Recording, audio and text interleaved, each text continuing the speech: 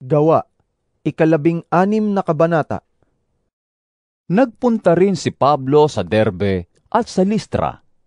May isang alagad doon na ang pangalay Timoteo.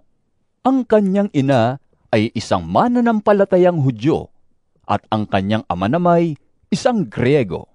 Mataas ang pagtingin ng mga kapatid sa Listra at sa Ikonyo kay Timoteo. Ibig isama ni Pablo si Timoteo, kaya't tinuli niya ito alang-alang sa mga Hudyo sa lungsod na iyon. Dahil alam nilang lahat na ang kanyang ama ay isang Griego.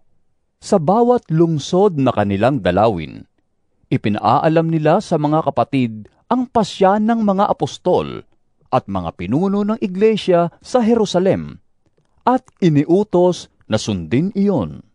Kaya't tumibay sa pananampalataya ang mga kaanib ng mga iglesia, at araw-araw ay nadagdagan ang kanilang bilang. Sapagkat binawalan sila ng Espiritu Santo na mangaral sa lalawigan ng Asya, naglakbay sina Pablo sa lupain ng Phrygia at Galacia. Pagdating sa hangganan ng Misia, papasok na sana sila sa Bitinya. Subalit, hindi sila pinahintulutan ng Espiritu ni Jesus. Kaya't dumaan sila ng Misia at nagpunta sa Troas.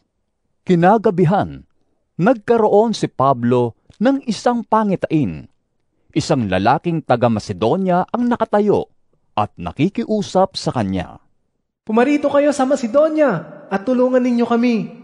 Pagkatapos ng pangitaing ito, gumayak agad kami sapagkat natiyak naming kami tinatawag ng Diyos upang ipangaral sa Macedonia ang magandang balita.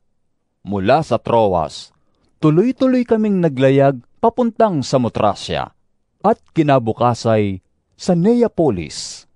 Mula naman rooy, nagpunta kami sa Filipos, isang pangunahing lungsod na sakop ng mga Romano sa dakong iyon ng Macedonia. Nanatili kami roon ng ilang araw. At ng araw ng pamamahinga, lumabas kami ng lungsod at nagpunta sa tabing ilog. Sa pag-aakalang doon ay may pinagtitipunan ang mga Hudyo upang manalangin. Naupo kami at nakipag-usap sa mga babaeng nagkakatipon doon. Kabilang sa mga nakikinig ang isang sumasamba sa Diyos na nagngangalang Lydia na taga-Tiatira. Siya'y isang negosyante na nagtitinda ng mamahaling telang kulay ube. Binuksan ng Panginoon ang kanyang isip upang kanyang pakinggan ang ipinapangaral ni Pablo. Nagpabautismo siya at ang kanyang buong pamilya. Pagkatapos, sinabi niya, "Kung itinuturing po ninyo akong tunay na lingkod ng Panginoon, doon na kayo tumuloy sa amin." Mahigpit ang kanyang anyaya, kaya't hindi namin napahindian. Isang araw, nang kami papunta sa Pook Dalanginan, nasalubong namin ang isang batang babaeng alipin. Sinasapian siya ng masamang espiritu, kaya siya nakakapanghula. Malaki ang kinikita ng kanyang mga amo dahil sa kanyang panghuhula. Sinundan-sundan niya kami ni na Pablo at sumisigaw ng ganito, "Ang mga taong ito'y lingkod ng kataas-taasang Diyos. Ipinapahayag nila sa inyo kung paano kayo maliligtas." Marami ng araw na ginagawa niya iyon, kaya't nainis na si Pablo. Hinarap niya ang bata at sinabi sa espiritu, "Iniuutos ko sa iyo, sa pangalan ni Hesukristo, lumabas ka sa babaeng iyan." At noon di lumabas ang espiritu. Nang makita ng mga amo ng bata na nawala na ang kanilang pinagkakakitaan, sinunggaban nila sina Pablo at Silas, kinaladkad sa liwasang bayan at iniharap sa mga may kapangyarihan. Iniharap sila sa mga pinuno ng lungsod at pinaratangan ng ganito, "Nanggugulo po sa lungsod ang mga Hudyong ito. Nagtuturo sila ng mga kaugaliang labag sa kautusan nating mga Romano. Hindi natin maaaring sundin ang mga itinuturo nila." Nakisali ang mga tao sa pananakit sa kanila at pinahubaran sila ng mga pinuno at ipinahagupit. Pagkatapos hampasin ng paulit-ulit, sila'y ipinabilanggo at pinabantayang mabuti. Ipinasok sila ng bantay sa kaloob-looban ng bilangguan at inilagay ang kanilang mga paa sa pagitan ng dalawang mabibigat na kahoy. Nang maghahating gabi na, sina Pablo at Silas ay nananalangin at umaawit ng mga himno sa Diyos, at nakikinig naman ang ibang mga bilanggo. Walang ano-ano'y lumindol ng malakas at nayanig pati ang mga pundasyon ng bilangguan. Biglang nabuksan ang mga pinto at nakalag ang mga tanikala ng lahat ng bilanggo. Nagising ang bantay ng bilangguan, at nang makita niyang bukas ang mga pinto, inakala niyang nakatakas ang mga bilanggo.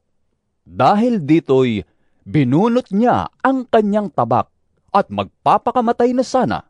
Ngunit sumigaw si Pablo, Huwag mong saktan ang iyong sarili! Narito kaming lahat! Humingi ng ilaw ang bantay. Patakbong pumasok at nanginginig na nagpatira pa sa harapan ni na Pablo at Silas. Sila ay inilabas niya at sinabi, Mga Ginoo, ano po ang dapat kong gawin upang ako'y maligtas? Sumagot naman sila, Sumampalataya ka sa Panginoong Hesus at maliligtas ka, ikaw at ang iyong sambahayan. at ang salita ng Panginoon ay ipinahayag nila sa kanya at sa lahat ng nasa kanyang bahay.